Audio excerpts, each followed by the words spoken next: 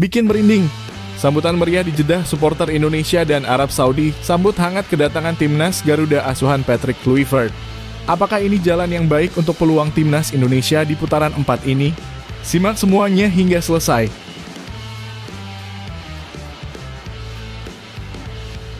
Alhamdulillah, penyerang andalan kita oleh Romeni dikabarkan sudah mulai pulih. Kira-kira bisa main lawan Arab Saudi nggak ya? Nah, di video ini kita akan bahas tuntas soal update kondisi oleh Romeni, peluang dia main di 2 laga penting nanti, dan bagaimana pengaruhnya untuk timnas. Yuk, tonton sampai selesai!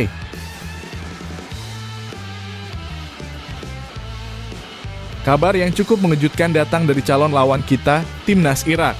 Di saat timnas Indonesia semakin solid dan percaya diri di bawah asuhan Patrick Kluivert, justru timnas Irak dilanda masalah internal yang cukup serius.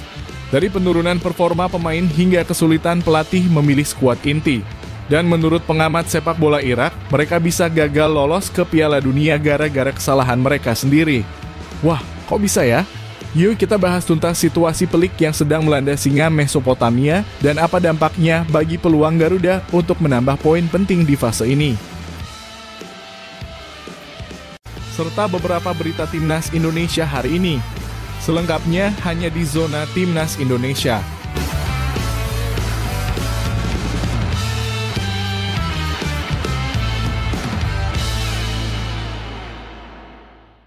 Sebelumnya jangan lupa subscribe channel ini supaya tidak ketinggalan berita timnas Indonesia. Bikin merinding.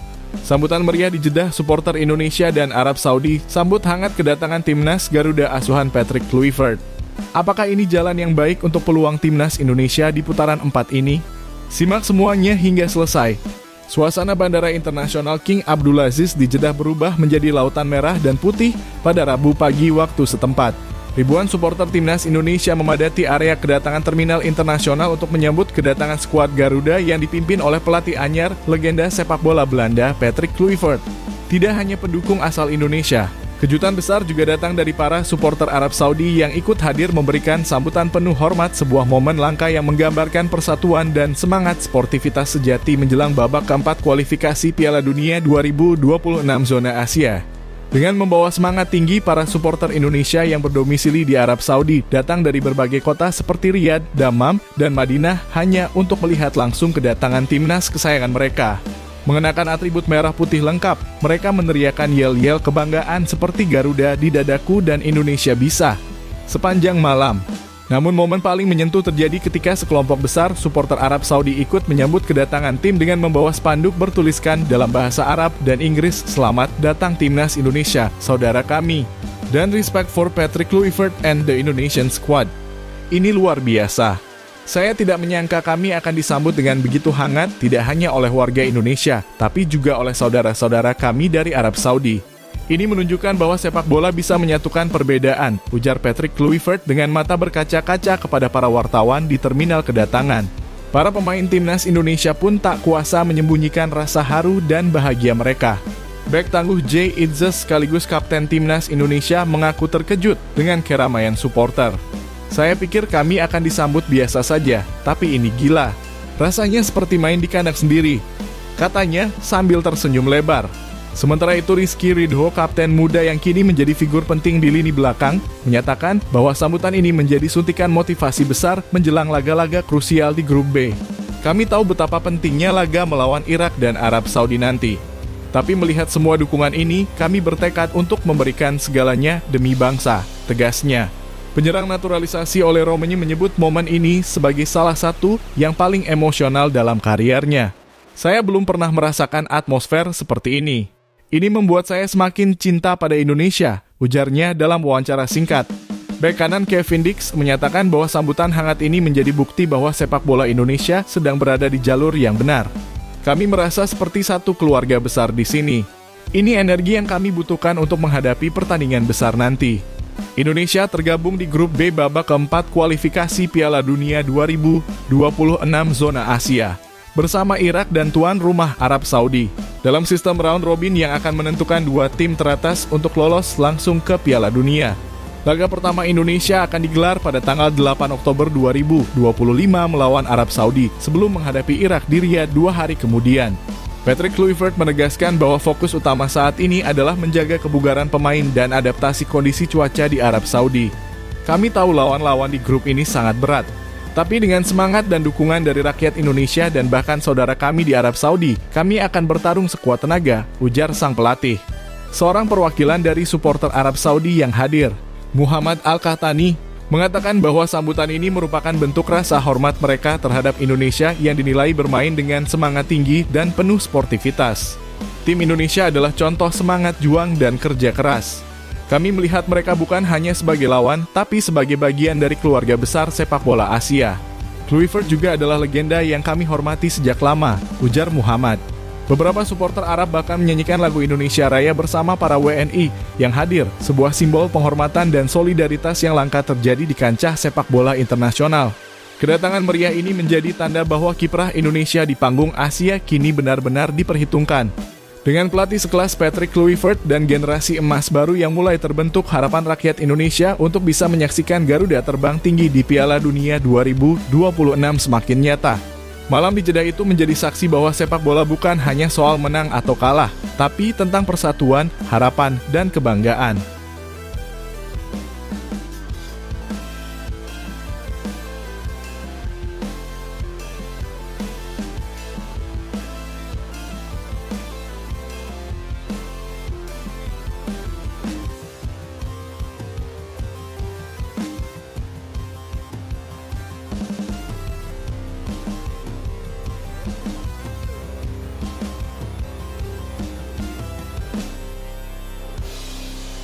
Alhamdulillah, penyerang andalan kita oleh Romeni dikabarkan sudah mulai pulih.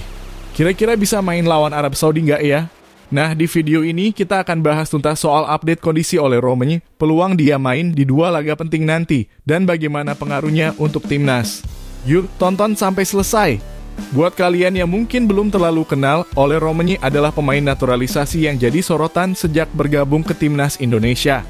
Saat ini dia bermain untuk klub Inggris, Oxford United, dan tampil cukup konsisten di liga mereka. Tapi bukan cuma soal skill, Romeni juga dikenal punya mental juang tinggi, kerja keras, dan selalu menunjukkan dedikasi luar biasa waktu dipanggil memperkuat Garuda. Bahkan banyak pengamat bilang gaya mainnya cocok banget dengan filosofi baru timnas di bawah pelatih Patrick Kluivert. Nah, kita mundur sedikit ke bulan Juli 2025, waktu itu digelar turnamen Piala Presiden. Dalam pertandingan antara timnas Indonesia dan Arema FC, Romeni kena tackle keras yang bikin dia harus keluar lapangan dan langsung dibawa tim medis. Diagnosis awal menunjukkan dia mengalami cedera cukup serius di bagian kakinya. Karena kondisinya butuh perawatan intensif, akhirnya dia diterbangkan kembali ke Belanda untuk fokus penyembuhan. Hampir 2 bulan lamanya dia absen dari lapangan hijau. Proses pemulihannya cukup panjang dan penuh ketidakpastian. Banyak fans yang was-was, jangan-jangan dia absen di kualifikasi Piala Dunia. Tapi ternyata kabar baik pun datang. Dalam sebuah wawancara resmi, Ketua Badan Tim Nasional (BTN) Pak Sumarji menyampaikan bahwa kondisi Romeni sudah membaik.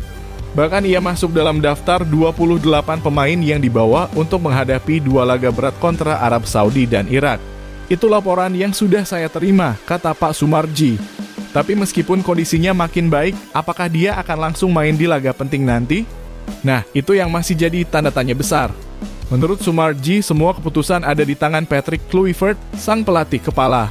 Tentu pelatih akan melihat kesiapan pemain termasuk kondisi fisik, kebugaran, dan mental bertanding.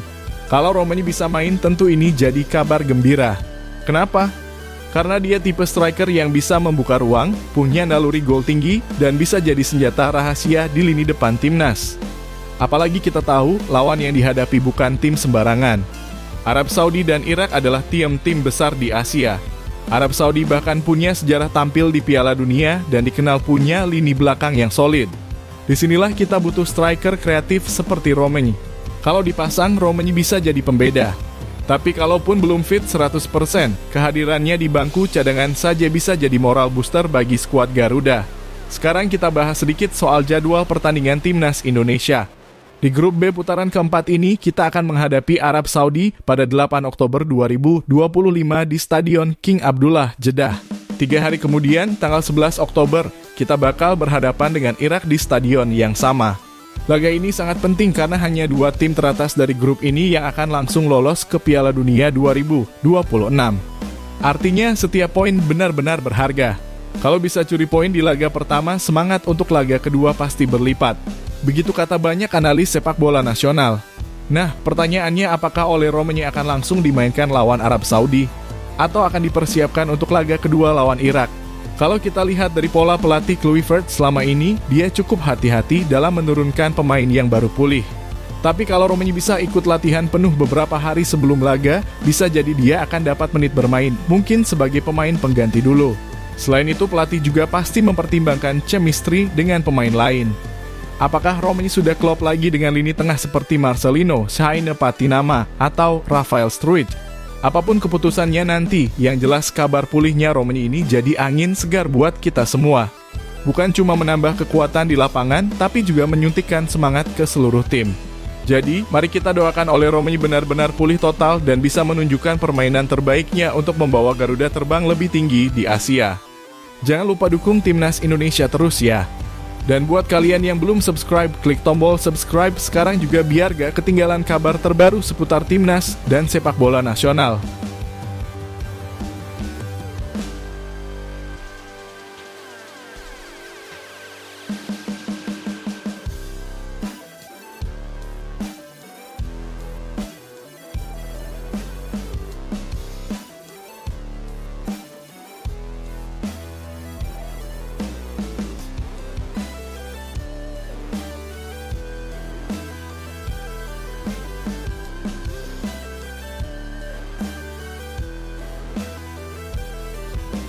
Kabar yang cukup mengejutkan datang dari calon lawan kita, Timnas Irak. Di saat Timnas Indonesia semakin solid dan percaya diri di bawah asuhan Patrick Kluivert, justru Timnas Irak dilanda masalah internal yang cukup serius. Dari penurunan performa pemain hingga kesulitan pelatih memilih skuad inti. Dan menurut pengamat sepak bola Irak, mereka bisa gagal lolos ke Piala Dunia gara-gara kesalahan mereka sendiri. Wah, kok bisa ya?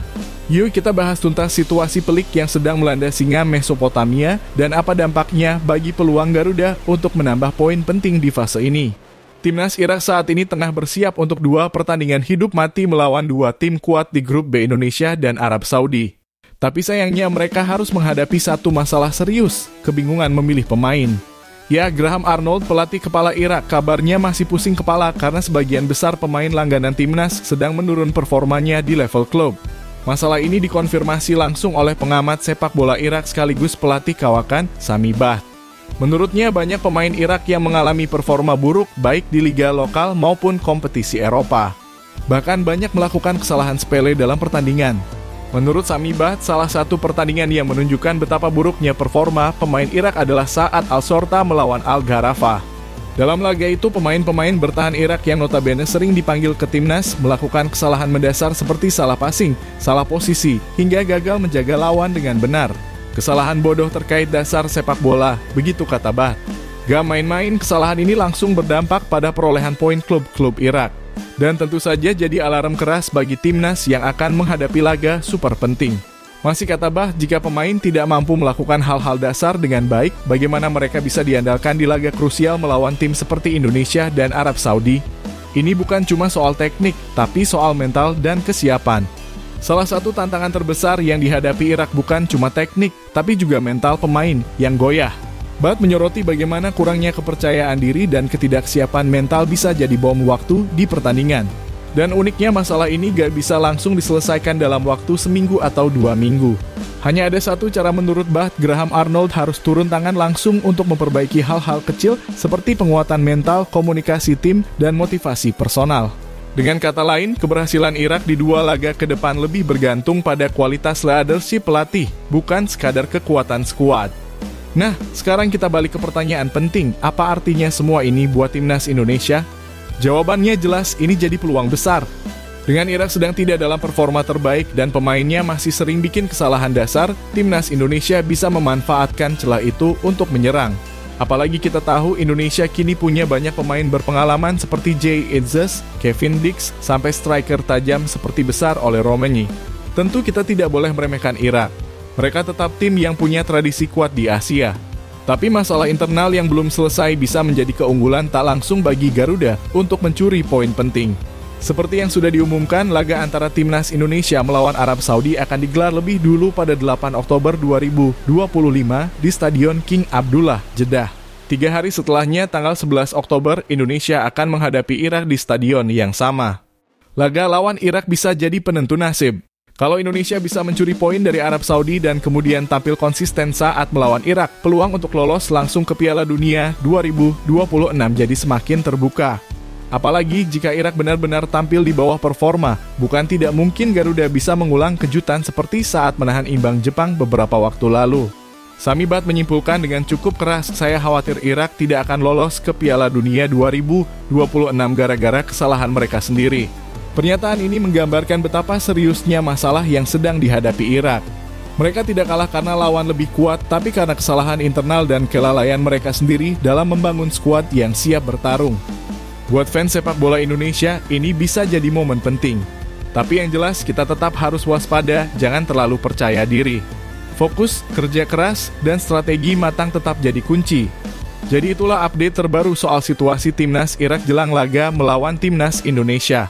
Kita tentu berharap Garuda bisa memanfaatkan momen ini untuk tampil maksimal dan meraih hasil terbaik. Jangan lupa dukung Timnas Indonesia dengan doa, semangat, dan tentunya dukungan positif di media sosial. Kita sudah semakin dekat dengan mimpi besar tampil di Piala Dunia. Kalau kamu suka konten seperti ini, jangan lupa like, komen, dan subscribe, karena masih banyak update seputar Timnas Indonesia, kualifikasi Piala Dunia, dan sepak bola Asia yang akan kita bahas.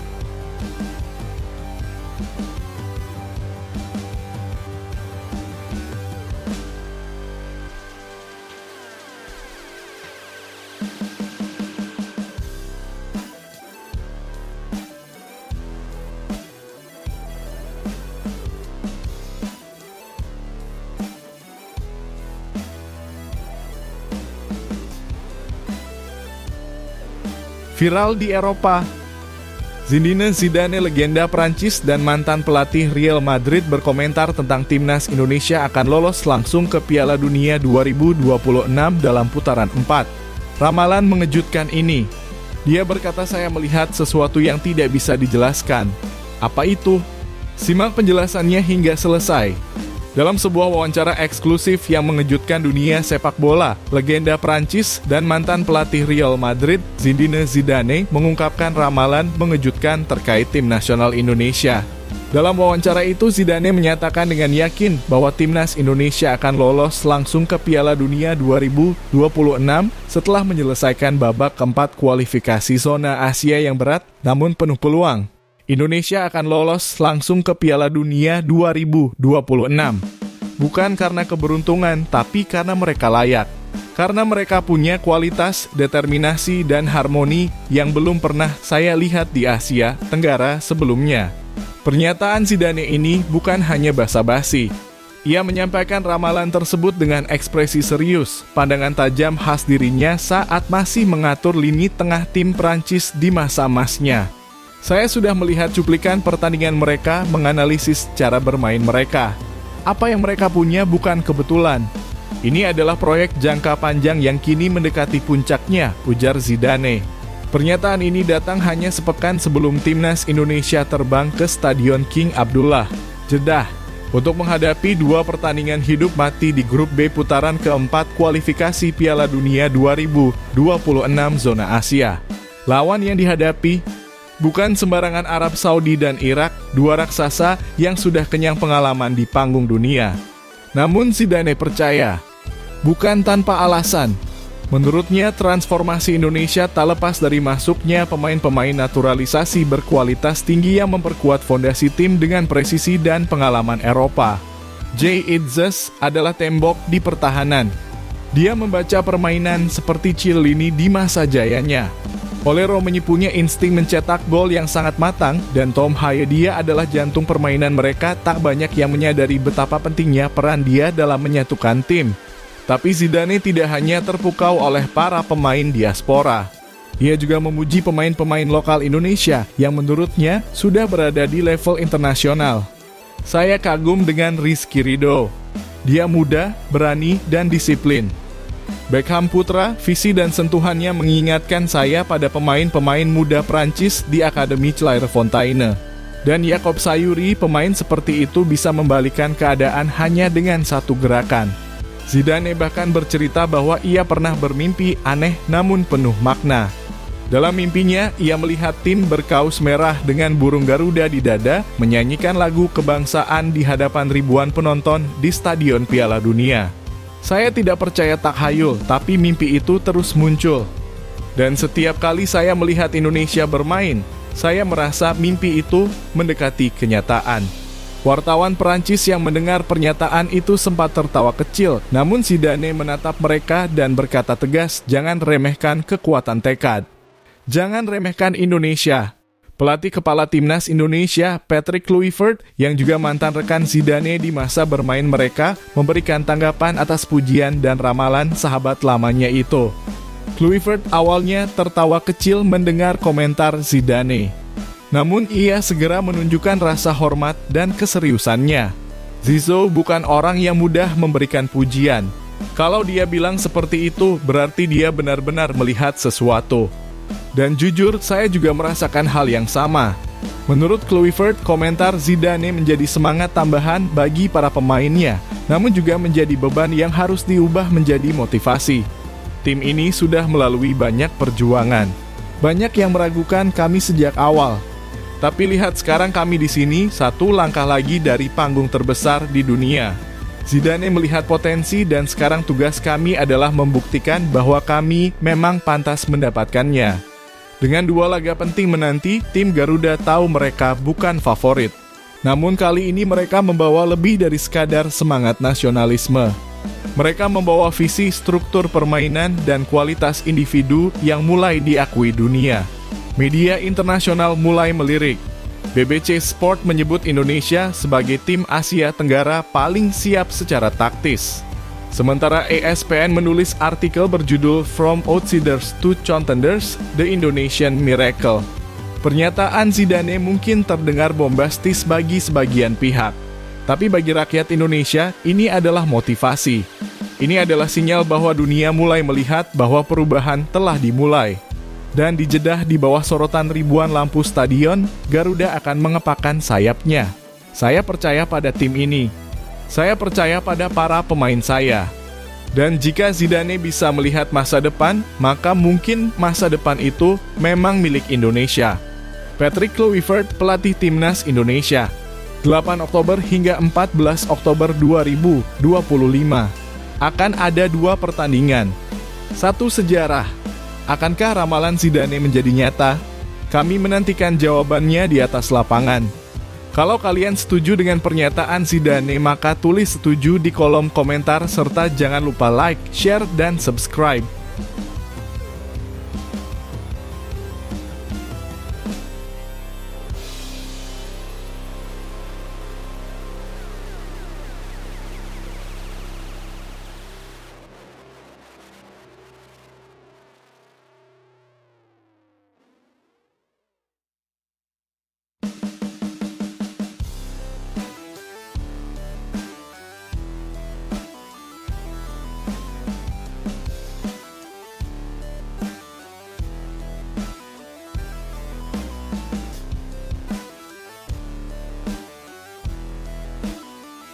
Kabar mengejutkan, kembalinya Coach Indra Safri sebagai pelatih timnas U22 Indonesia untuk SEA Games 2025. Kok bisa melatih lagi setelah gagal total di Piala Asia? Apa yang bikin Indra Safri rela kembali? Apa dia gak takut kalau gagal dan nama besarnya jadi taruhan? Nah, itu semua akan kita bahas di video kali ini. Stay tune sampai akhir ya. Oke, sebelum kita bahas keputusan terbarunya, yuk kita flashback dulu ke SEA Games 2023 di Kamboja. Coach Indra berhasil membawa timnas U22 Indonesia menjuarai SEA Games setelah puasa emas sejak tahun 1991. Itu artinya 32 TAHUNTANPAGELAR. Dan gak cuma menang, ya final lawan Thailand waktu itu sangat dramatis. Skor akhir 5-2 lewat babak perpanjangan waktu. Itu bukan cuma kemenangan, itu semacam film laga. lengkap dengan drama, tensi tinggi, dan euforia luar biasa. Coach Indra dinobatkan sebagai pahlawan nasional. Nama dia dilulukan dan kariernya dianggap sudah sempurna. Setelah itu dia sempat naik ke posisi penting di PSSI, jadi direktur teknik, posisi yang lebih strategis, gak terlalu di lapangan, tapi punya pengaruh besar. Dan banyak yang mengira itu adalah akhir dari bab pelatihannya di level timnas muda. Tapi ternyata cerita itu belum selesai. Tanggal 29 September 2025, bertempat di Menara Mandiri, Jakarta, PSSI menggelar konferensi pers besar-besaran. Hadir di sana Wakil Ketua Umum PSSI Zainuddin Amali dan Sekjen PSSI Yunus Nusi. Dan di tengah-tengah panggung, muncul sosok yang familiar. Indra Safri kembali ditunjuk sebagai pelatih timnas U22 untuk SEA Games 2025. Banyak yang kaget. Sebagian netizen bilang, loh, bukannya udah hero? Ngapain balik lagi? Sebagian lagi antusias karena tahu hanya segelintir pelatih yang benar-benar ngerti karakter pemain muda Indonesia seperti Indra Syafri. Dan tak lama setelah diumumkan, Coach Indra pun buka suara dalam pernyataannya. Coach Indra berbicara dengan tenang tapi mantap. Kalimat pertamanya langsung menohok, kenapa mau lagi? Kan memang pekerjaan saya pelatih. Iya kan? Lalu dilanjutkan, kalau saya mau nyaman, saya sudah hero 32 tahun medali emas. Sebenarnya stop di situ. Tapi karena ini tugas negara, saya siap. Luar biasa. Di usia 62 tahun saat banyak pelatih mungkin sudah menikmati karier sebagai konsultan atau analis, beliau malah memilih kembali terjun langsung ke lapangan. Dan ini bukan tanpa risiko. Kalau gagal bukan cuma tim yang disorot, tapi nama besar Coach Indra pun bisa kena imbas. Tapi beliau gak peduli soal itu. Karena yang beliau kejar bukan pujian, tapi pengabdian. Setelah resmi ditunjuk, Coach Indra langsung bergerak cepat. Beliau sudah mulai baca regulasi SEA Games 2025, menentukan jumlah pemain yang bisa dibawa, dan mulai menyusun kerangka tim. Kami akan diskusi dengan Kesekjenan PSSI untuk membentuk tim behind the team, para asisten pelatih dan ofisial yang nanti akan membantu kami, katanya. Untuk komposisi pemain, beliau sudah punya gambaran awal.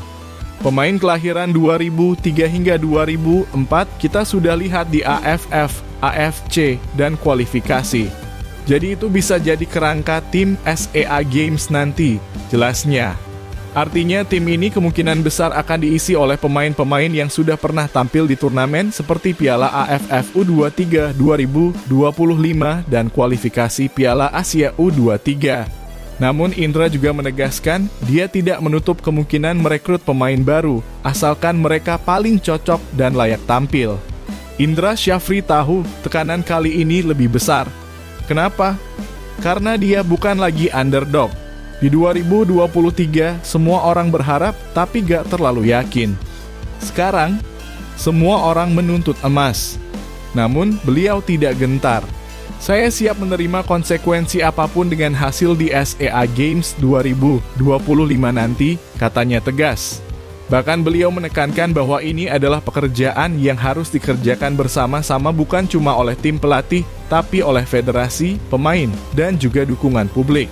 Kawan-kawan, di dunia sepak bola, gak banyak yang seperti Coach Indra. Sudah pernah di puncak, tapi masih mau turun lagi ke medan perang. Semua demi satu hal, masa depan sepak bola Indonesia. Kita butuh lebih banyak orang yang kerja karena cinta. Dan Coach Indra adalah contoh nyata dari itu. Sekarang, tanggung jawab ada di tangan kita juga. Kita dukung, kita doakan, kita percaya.